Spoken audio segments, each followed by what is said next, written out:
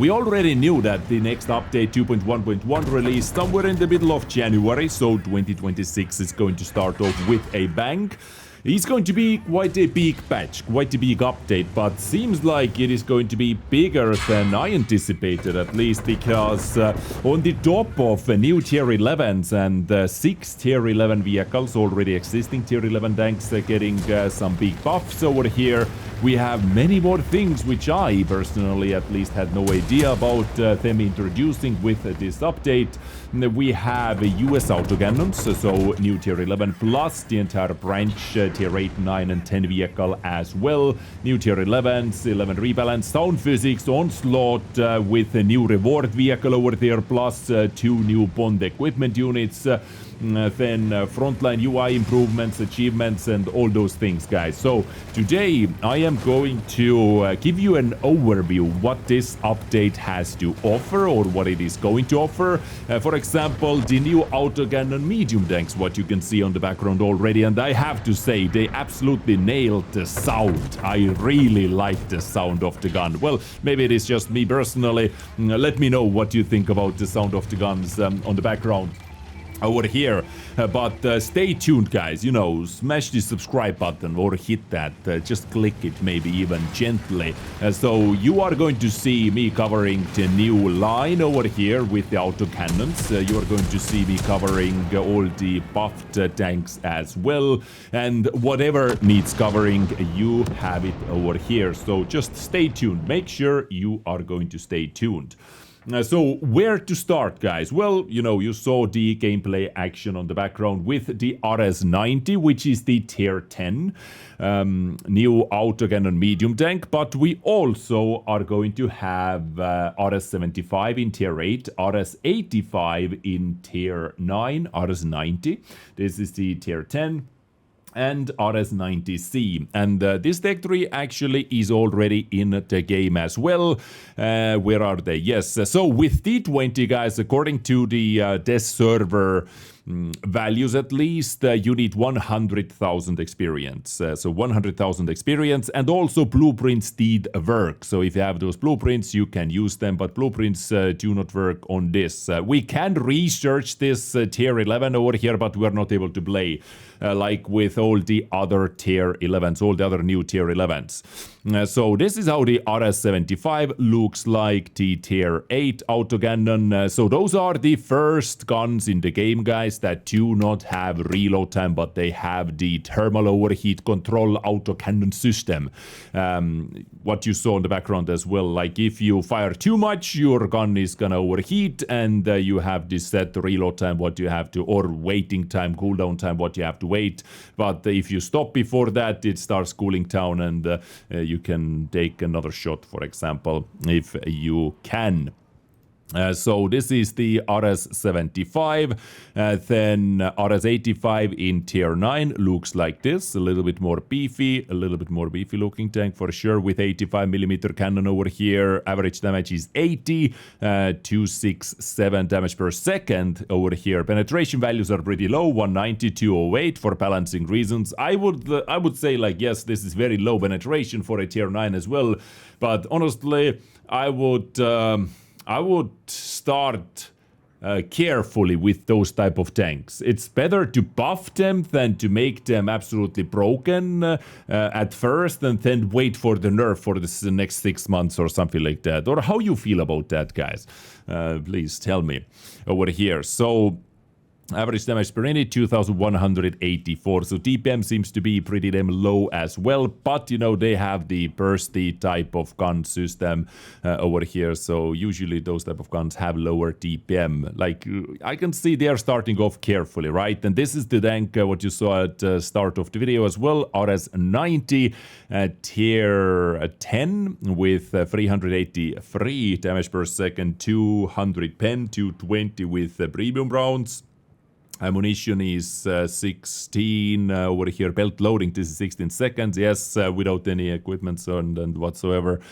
base DPM 2589, and yeah, it like felt pretty nice. You know, at the moment test server is filled with those. I'm not able to show you too much more gameplay action simply because I was sitting in the queue and I got kicked out of the queue 3 times. So I maxed out the queue time 3 times because there are just so many of them and not enough other tanks. So I'm gonna wait the day, and hopefully tomorrow I'm able to provide you that action.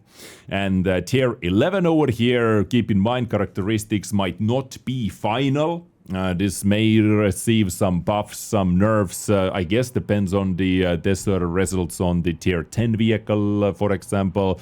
As a comparison, average damage over here 100 all across the board, penetration 100, yeah, well actually this is not going to be touched, or this is not true at all. Basically we can just see the values because those are just placeholder numbers over here. Did it say that as well?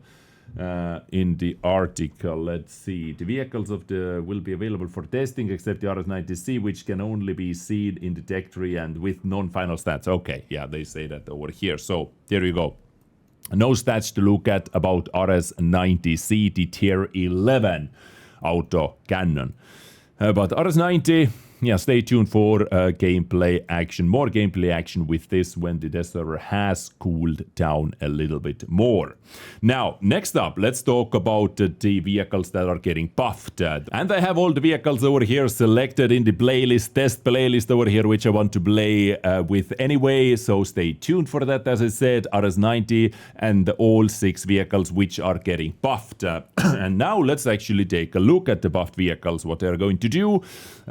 Without some gameplay action, just giving you an overview over here, like Leopard 120, and from the patch notes we can see that Leopard 120 is getting better dispersion by 10%, better base accuracy from 0.34 down to 0.32, 50 extra hit points, and big thing over here, this is actually pretty big, the heat round is getting extra shell velocity, 36% extra shell velocity. So from 1000 meters per second up to 1360 without the cruise skill. With cruise skill, it is going to be even better. So this is very, very nice heat velocity, and this definitely is going to help this tank out. You know, it's a little step with the gun handling, the main stats of the gun handling over here, plus shell velocity as well. You know, definitely is going to help out this vehicle quite a bit. We'll see, we'll put that to test for sure. Next up we have a Hirshkäfer over here. So let's take a look at the Hirshkäfer as well, as it is right underneath it. The dispersion on turret reverse is going to be decreased by 9%. Then reload time from 13.1 down to 12.9 seconds. Well, 0.2 second reload time boost. Okay, let's see. Damage, okay, because the damage is also going to be buffed from 550 base damage to 600. Okay, so they did not do anything to the ability itself. Ability activating faster or charging faster, or starting to lose its power slower, something like that. Yeah, well, of course, all this is going to help out this vehicle quite a bit. You know, DPM buffed in 2 ways, base alpha plus a bit better reload speed as well. But is that going to be enough for this vehicle to make it yeah, I can make Hirshkäfer work. You know, when I was marking it, I was able to make it work quite many times, actually, even on city maps. And yeah, like, it had battles where it shined, but overall it felt like underwhelming. And I'm not super sure if this is going to make it that much less underwhelming. We'll see. We'll see. Maybe. Well, the charging is going to be faster. Hopefully, because it starts from 600, not 550 anymore, so it doesn't have that much to charge. Yeah, we'll see, actually. 432U, for me, one of the least favorite tier 11, simply didn't get the feel for it, like it simply felt boring, if I can say that. 12 seconds down to 11.5 second reload time boost. Hull armor thickness has been changed, well, I guess at some areas from 40 to 55. Do not overmatch that easily. Vehicle durability, extra 50 hit points. Time to reach heat levels has been buffed. Okay, so this is just faster. Whoa, the last level. That's a pretty big buff, actually. You're able to reach last level of alpha damage now as fast as the second before.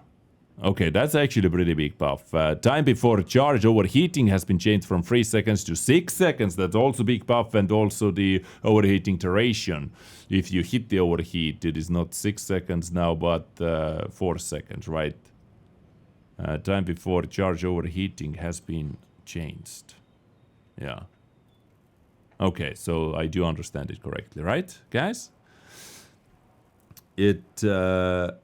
You have more time to just stay with your cook shell, and if you still don't fire, you have less penalty, basically. I hope I understand it correctly. Anyway, this is okay. So this is quite a significant improvement, actually, to Object 432U. Then let's talk about STRV. Where is STRV? Here it is. So this is the STRV, the infamous pillbox tank, which is never used, basically. Time to switch from drive mode to pillbox mode has been made faster by 3 seconds. Siege mode to pillbox instead of 6, now 3 seconds. Pillbox to siege, 3 seconds as well. Pillbox to drive, 4 seconds. And on the top of that, inside the siege mode, your reload has been boosted even more. Previously, you did get boost to your reload and accuracy, and now even bigger boost for that. Well, yeah, I'm gonna test it out how it feels like, but I doubt. For my playstyle, this is going to make a big difference because STRVs played aggressively and actively, let's say, are the most fun, and the pillbox mode has no mobility. You're basically standing still, you know. That's like literally standing still with pillbox activated. But being able to go in and out faster, it could help with some retreat plays. Like, I can see more use for that now, but is this going to be a tank changing? I doubt that. Szakal over here. Let's take a look at Szakal as well. Dispersion during movement, hull traverse by 17%, better overall accuracy, better TPM, and top reverse speed has been improved as well. Top reverse speed has been improved as well. So from 15 to 17. By the way, I don't know if you can hear the boys in the background. They are having fun. They're playing cop and thug. You know, one has handcuffs and is police, and one is the thug. Basically, if you can hear that. So, yeah, Szakal, this gun handling was a little bit terpy. I'm looking forward to that because I really think this is a very fun tank to play. Just the gun handling was a bit too terpy. This is going to make the gun handling better, reload time better, and all that. Looking forward to that quite a bit. And AS-X, the last buffed vehicle we need to talk about is AS-X, which is getting quite a humongous list of buffs. Wow. Dispersion during movement and hull, 10%, dispersion on turret traverse by 25%, dispersion after firing by 17%, reload time from 36 down to 33, so overall reload time, which also means that every shell should load a bit faster, in total 3 seconds faster, so you get like 0.3, 0.4 second faster shell reload time, because you also have the going into the sequence and out of the sequence, right? And on the top of that, APCR shells are being buffed as well. OFL as shell has been increased by 38%. Top reverse speed by 1 km per hour, 50 extra hit points. The amount of HP granted by the hit point HP upgrade has been changed from 100 to 50. Okay, so nerf to the upgrades over there. The bonus to dispersion during movement and hull traverse granted by the partial gun stabilization upgrade has been changed from -10 to -5. The bonus received for top speed granted by the reserve from +1 to from +2 to +1. Okay, so little nerfs over here on the top of that. Alright, so those are all the buffs, guys. I will play them, I will test them out, and I will let you know how they feel. But moving on, we also have 2 brand new tier 11 vehicles coming. On the top of the RS-90C, we have the BTZ-78, which is looking like that. And this is the first ever jet-boosted tank destroyer, turretless tank destroyer. And the special thing, what we saw from the video, is that you can actually do quick U-turns with it. By, let's say, turning off one boost, and the other boost is gonna flip you around faster, basically. So once again, keep in mind those are not final stats over here. You can just see, you know, the mobility, just placeholder numbers. It comes with 100 alpha damage, guys, and 100 DPM. I think this is pretty fair. Just able to take a look at this tank, and also the SDK, which is also same thing over here. But wait, where is the about the vehicle? Oh, here it is. The active gun cooling. The system keeps the gun cooled, allowing for highly accurate firing. The gun heats up when fired, but begins cooling down and returns to improved parameters during reload. The higher its temperature, the more some of its parameters change. And also hydropneumatic suspension as well. We have video. Do we have a placeholder video for this? Yep, this is a placeholder video, nothing else. So 2 new tier 11 vehicles coming to the already existing Tech 3 branches.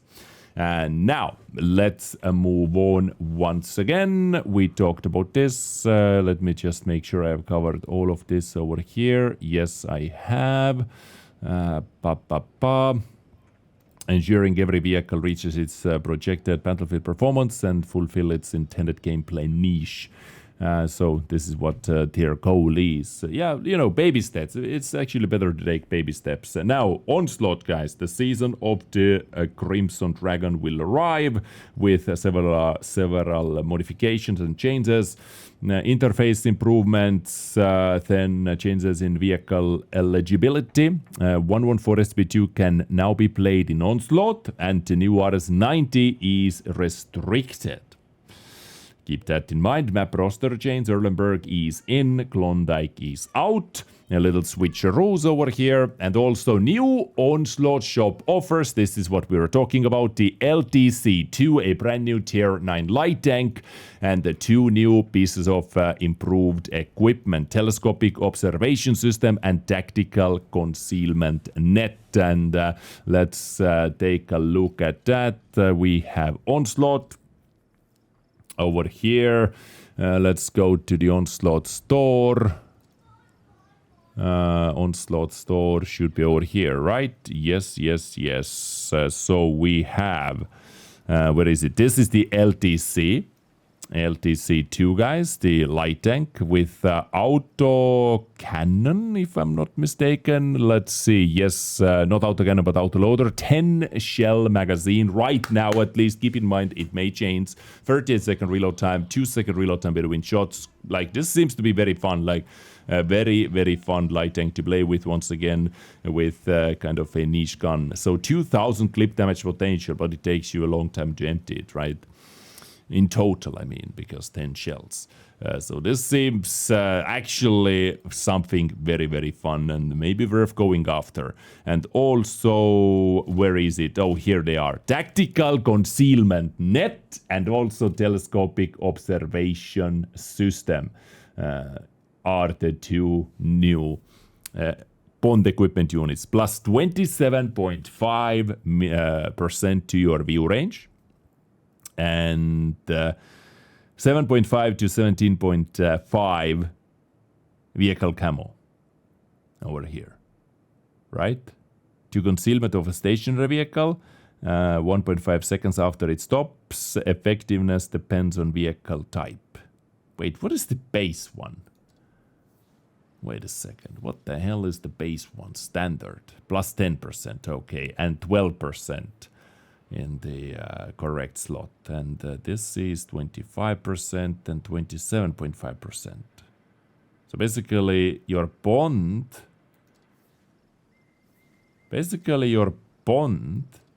equipment gives you the same, just everywhere.